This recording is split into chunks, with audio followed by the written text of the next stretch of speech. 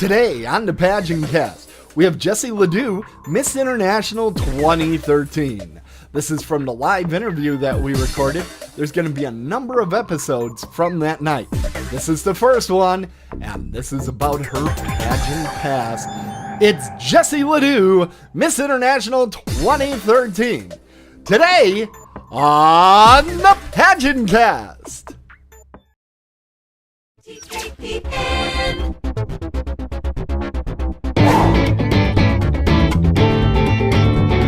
Welcome to the PageantCast, your home for beauty pageant news and interviews on the internet.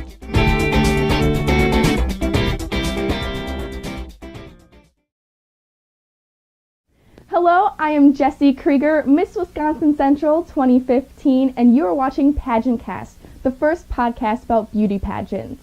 Here's your host, Tim Kretschmann. And we are live. We are so live. Finally, we got everything to work, and we have a wonderful guest in the other studio for us tonight. We have Jessie Ladoue. She is Miss International 2013. Hello, Jessie. Hey, Tim. How's it going? Fantastic. You are such a good sport to come on the show here tonight. And you are our first with the new live shows here on the PageantCast. Thanks so much for joining us tonight. No, my pleasure. I'm happy to be the first. Yeah, we're having some trouble with the chat room, but they're slowly getting into their pews. For those of you that are having difficulty, keep trying. You'll get in eventually, or so we hope. And we are so glad to have you. This is long in coming.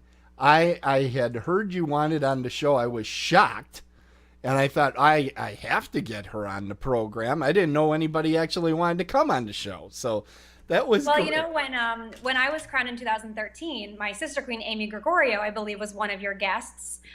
Pretty soon after her crowning, and I was a little hurt, Tim. I was like, well, what the heck? I didn't get the invite. So I've been chomping at the bit. Well, that's fantastic, and I'm so glad that you got on the show, because I don't know if you know this, but Amy and I are very, very good friends. She lives just to the south of us in Chicago, which we like to call Milwaukee South around these parts. But it was fantastic to get to talk to her, and now I get to talk to you. I am so excited. We have a great show lined up for everybody. And, you know, you're really an expert out there in the field, so I have a lot of good questions for you tonight here on the PageantCast. And we're going to start with, I'm not sure if you know this this particular word, but it's pageant.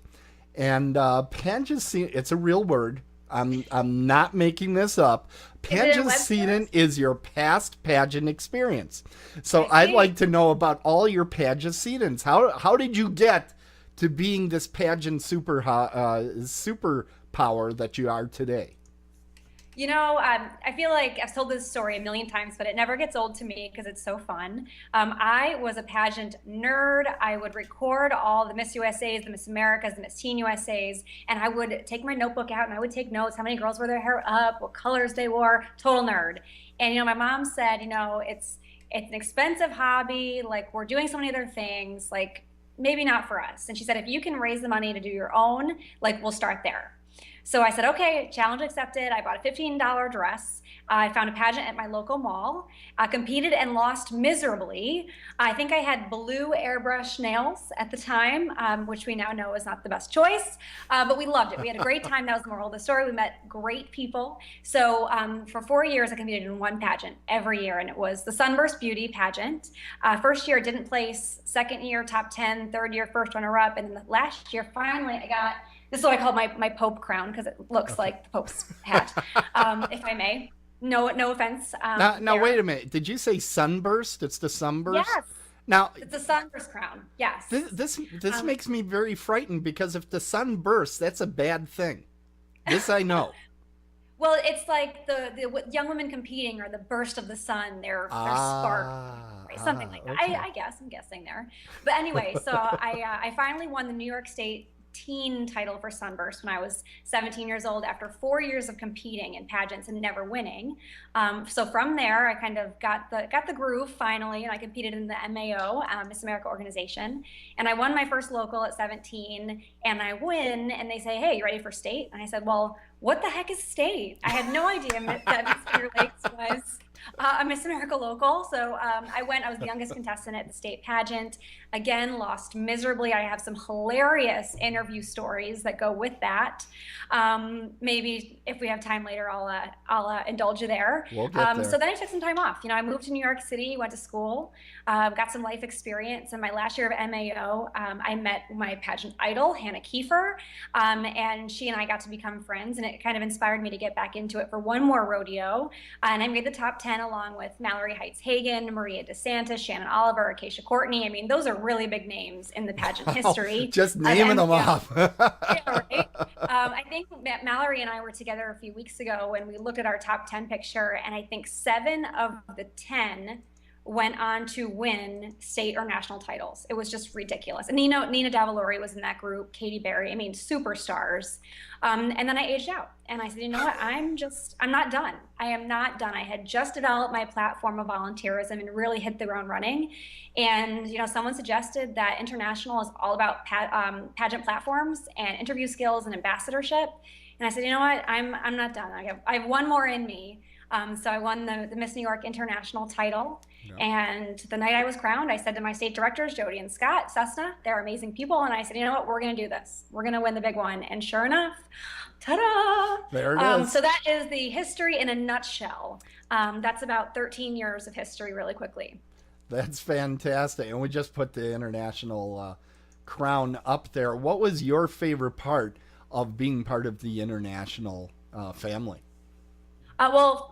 It's not a past tense thing. That's like the best part about it, is it's always ongoing. You're always a part of the international pageant family. There are a lot of things I love about it, but one thing, of course, being the emphasis on your platform. I mean, 40% of your score is your interview, and they don't ask the political questions. They don't ask current events. It's all about, can you be a spokesperson for this system and your platform?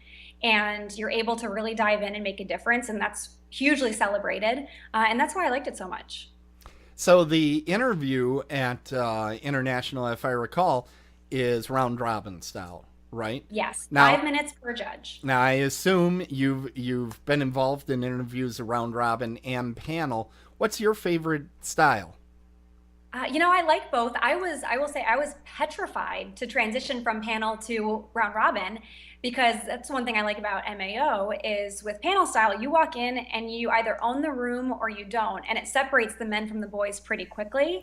And I knew that I could at least control the room, and I loved that. So when you're face to face, you're about 2 feet away from somebody, and it can be a little intimidating. So you rely on that personal connection. So I remember my first judge, Mary Molds. I'm still friends with her today, and it just took a deep breath, and it's about being a real person and being genuine, which at the time I think I was 24, 25, gosh, can't even remember. But anyway, so I was able to just be me and be my age and have a genuine connection. That was something really special that I wasn't anticipating. So I like both, but for different reasons. Fantastic. Well, tell me a little bit about your favorite phase of competition. Is it interview, or is it one of the other phases as we go here? No, I love interview. That's definitely a done and done answer. It's a pretty simple thing. I just like being able to share my story and to think critically. I mean, the coolest thing about pageants is you're never better as a person than when you're competing in pageants, because you're just thinking about who you are. You're very introspective, and you're always thinking about what you have to offer the world, and you're always pushing yourself further. So interview is kind of the culmination of all of those thoughts, and your mind is really at its sharpest. Now, you're one of the true experts in all this right now, and we're going to be talking more about that in another episode of the PageantCast. For those of you that are watching live, we actually shoot a couple of these episodes in a row, so you'll have to stay tuned. We have a very special episode coming up on that. Stephanie keeps making comments, by the way, in the chat room. It's very distracting, but it's awesome. Oh, thanks, friends. And those of you that haven't gotten in yet, keep trying. Who we're talking about. Stephanie is the queen of operations. I think that's right. And Stephanie is another pageant lifer, and she and I have become friends. And no one laughs at my jokes more than Stephanie. I mean, she is world's biggest confidence booster to me. She just, you can't say anything without her laughing, and you're just like, wow, I didn't know I was this funny. And then you get back to real life with people other than Stephanie, and they don't think you're nearly as amusing. But for those few minutes or those few days that you're with her, it's the best. She's the best audience in the world. There's no question about that. And I'm so glad to have her be a part of our audience here tonight. Now, we're going to close the first segment, believe it or not, already, because YouTube likes nice short videos. But what I want to see at the end of this particular video is you are an expert. You should have a dynamite pageant wave. And I would like to see your best pageant wave while we say Tiara Dreams. So let's see your best pageant wave. And in fact, chat room, you can join in on the fun. I want a grade for Jessie and her wave. A grade. Yeah. A, B, C, D. Let's go. All right. So let's see this wave. So can I explain the wave? Yes, you can explain the wave. Okay, so this drives me nuts to all ends. Thank you. I hate it. So I always do an arms, because if you're in a parade and you're going to be waving for a while, you got to conserve, right? So I'm always arms straight out, and I just wave the wrist. And then you do a little switch to each side. So got to keep it natural. I mean, that's the one thing that's going to keep pageants relevant, as the title holders being authentic and genuine. So this isn't winning us any fans. So it's all about this. Natural, smiling, waving. And you know, I always laugh when I think about Princess Diaries, just like the guns there, and it cracks me up. And I'm not gonna lie, I've probably done that once or twice in my pageant history, but you gotta keep it fun and lively. So I'm all about the Tiara Dreams. Tiara Dreams. Thanks so much, Jessie. We're going to be back with more in another episode. That's it for this episode of the PageantCast. Tiara Dreams, everybody. I'm Amy Gregorio, Mrs. International 2013, and I challenge you to be the voice for a child who needs someone to speak up for their rights.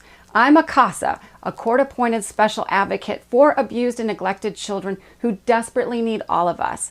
I urge you to take your time, do some research, find us at casaforchildren.org, and step up and stand up for these children. PageantCast.